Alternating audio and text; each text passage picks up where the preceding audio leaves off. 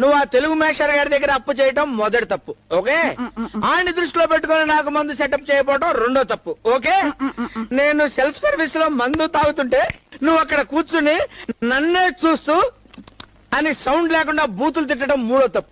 నువ్వు ఇలా కుప్పలు కుప్పలుగా తప్పులు చేస్తుంటే చూస్తున్నా నూరుకోమంటావా? ఇంకోసారి ఇలాంటి తప్పు చేశావంటే